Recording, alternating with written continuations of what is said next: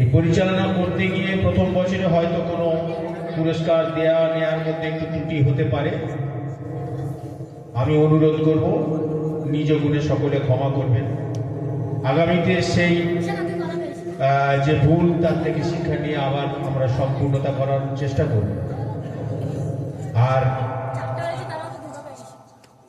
আমরা এই বিশ্ব যে পরিচালনার স্বয়ং আল্লাহ রাব্বুল আলামিন, তিনিই মূল কর্ণধার, আমরা তার খাদেম। তাই সেই হিসাবে আমরা এই মাদ্রাসা পরিচালনার ক্ষেত্রে এখানে কোরআন এবং হাদিস এবং তার মধ্যে থেকে এই খারিজি মাদ্রাসা এবং তার উত্তরণের বিভিন্ন পদ, হাফেজ, মাওলানা, মুফতি, কারি এখান থেকে তৈরি হয়। বিশ্বের যে ধর্মগ্রন্থগুলো আছে আপনারা দেখবেন তার ইংলিশে যে নামগুলো আছে যদি আমরা পড়ি, যেমন Bible, Gita, GITA, Bible, BIBL, এগুলি যদি আমরা বাঁ দিক দিয়ে পড়ি ডান দিকে যাই, বেশিরভাগ আমরা যে বাংলা পড়ি বা সারা বিশ্বে যা পড়া হয় সব ধর্মগ্রন্থ আর সব পড়াশোনা আমরা বাঁ দিক দিয়ে ডান দিকে পড়ে যাই। একমাত্র কোরআনকে আমরা ডান দিক দিয়ে বাঁ দিকে আসি। ঠিক তেমনই কোরআন ভাষাটা যদি ইংলিশে KORAN, কি বললাম? KORAN, কোরআনটা এই দিকে পড়ে যাও। এবার ডান দিক দিয়ে কোরআন বাঁদিকে চলে এসে পড়ে, তাহলে কি হবে? কোরআন যদি পড়ে আমরা এই দিক দিয়ে উচ্চারণ করি ইংলিশে নরক, তাহলে কোরআনের বিপরীতে গেলে কি কোথায় চলে যেতে হবে? নরক। অন্য কোন ধর্মে গ্রন্থের এইরকম তুমি যদি পড়ো দেখবে বাঁ দিক দিয়ে পড়ে ডান দিকে গেলে মানে করলে তার কোনো মানে হচ্ছে না। তাহলে আল্লাহ তাআলা এমন ভাবে কোরআনের যা সৃষ্টি করে দিয়েছে এবং কোরআন ইংলিশ অভিধান করে যেটা করলে দেখা যাবে, তাহলে কোরআনের বিপরীতে গেলে আমরা কোথায় চলে যাব? জাহান্নাম। তাহলে সেই শিক্ষা এই মাদ্রাসাতে দেয়া হচ্ছে। সেই হিসাবে এখানে পঠন পাঠনের যে আজ সারাক্ষণ সন্ধ্যে থেকে আজ পর্যন্ত যা হলো, এর শতকোটি প্রশংসা উপরওয়ালা আমাদের করিয়ে দিলেন। আমরা সেই কারণে আগামীতে আরও যাতে ভালোভাবে করতে পারি এবং তার জন্য এখানকার গ্রামবাসী সহ বিভিন্ন জায়গায় যে দান খয়রাত যেগুলো করে তাদের প্রচেষ্টা এটা হয়েছে। আমরা কেবলমাত্র উপলক্ষ এটা পরিচালনার দিক দিয়ে করিয়ে নিয়ে যাচ্ছি। আমি আর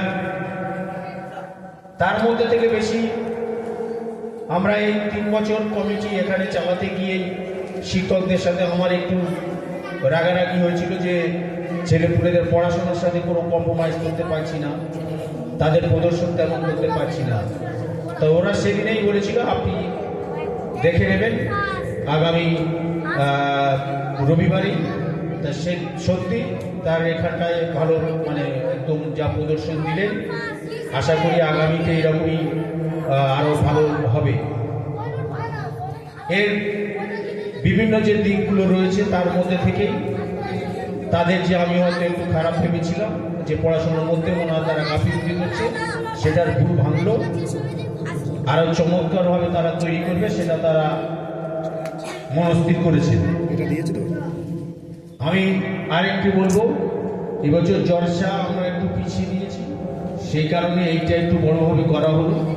জলসা আগামী মে মাসে অর্থাৎ রমজান বাদ বৈশাখের মাঝামাঝি সময়ে সম্ভব হওয়ার ব্যাপার এবং বক্তা হিসেবে ভালো বক্তা আনার এবছরই প্রচেষ্টা চলছে।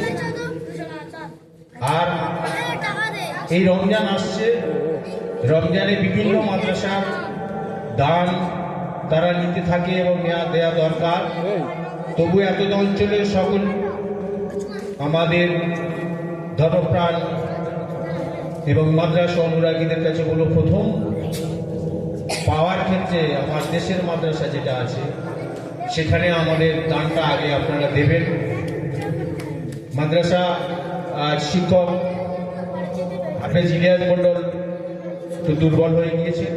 উনি হয়তো মাদ্রাসায় থাকবেন বা হাটে থাকবেন, সেখানেই তাকে একটু খুঁজে দেওয়ার চেষ্টা করবেন, উনি থাকবেন। তারপরে নিজাম সাহেব আসবেন, আমিও আছি। সকলকে অনুরোধ করব আপনারা আগামীতে মাদ্রাসার অন্যান্য কাজ যেগুলো রয়েছে, পঠন পাঠনের আরও শিক্ষক নেওয়া হবে, সেইগুলো আহ্বানের জন্য এবছর রমজানে আপনারা বিশেষ করে বেশি দাম দেওয়ার চেষ্টা করবেন দাঁতপুর মাদ্রাসা জামিয়া নুরুল উলুম। এখানে বাংলা শিক্ষার জন্য একটা স্কুল ঠিক করা হচ্ছে মাধ্যমিক পর্যন্ত। আমার অভিজ্ঞতায় গত বছর ছাত্রদের ভর্তি করেছিলাম, আর সেখান থেকে কিছু ছেলে হঠাৎ আবার মাদ্রাসায় পড়তে পড়তে চলে গিয়েছে, কিন্তু স্কুলের নামটা রয়ে গিয়েছে। সেই কারণেও বলবো, যারা এখানে আমাদের যে ব্যবস্থাপনা আছে সেখান থেকে তারা মাধ্যমিক পর্যন্ত পড়তে পারবে, আর কাফিয়া পর্যন্ত পড়ার ব্যবস্থা থাকছে আগামীতে। আর যে ছেলেগুলো এখানে পড়লো, স্কুলে ভর্তি হয়, তাদেরকে স্কলারশিপ মানে মাইনরিটি টাকা তাদের পায়। স্বাভাবিক তারা যখন স্কুল বন্ধ করে তাদের অসুবিধা হয়। সেই জন্য আজকের ছাত্রদের যাদের অভিভাবকরা এসছে তাদের কাছে বলবো, তারা যেন ছাত্রদের বাড়ি নিয়ে যাওয়ার পর যেন অন্যত্র কোথাও না করে, কারণ এখানে তাদের স্কুলে ভর্তি করানো হচ্ছে, তাতে একটা অসুবিধার সৃষ্টি হয়ে যায়। আর এবারে আমরা যে ছুটি দিচ্ছি, সম্ভবত 12 এপ্রিল খোলার ব্যাপার রয়েছে। জলসা তার 1 মাসের মধ্যে এই ছাত্ররা যারা আছে, ছাত্র অভিভাবকদের কাছে অনুরোধ করব, এরা যেন ছুটির শেষ হওয়ার সঙ্গে সঙ্গে মাদ্রাসার যে দিনে খোলার কথা সেই দিনের মধ্যে যেন মাদ্রাসা পাঠিয়ে দেয়। এইটা এবছর আমরা খুব কড়াভাবে দেখতে চাই, কারণ অনেকে 1 মাস 1.5 মাস পরে আসে। এবছর একদম প্রাথমিকভাবে আমরা বলবো যে নিয়মটা দিয়েছে সেই নিয়মটা বলবৎ থাকবে, এবং তারা অনুরোধ করব তারা আমাদের সাথে সহযোগিতা করবে এবং সঠিক সময়ে ছাত্রদের মাদ্রাসায় তারা পাঠিয়ে দেবে। আর বলার তেমন কিছু নয়, এই কটা ঘোষণা থাকলো।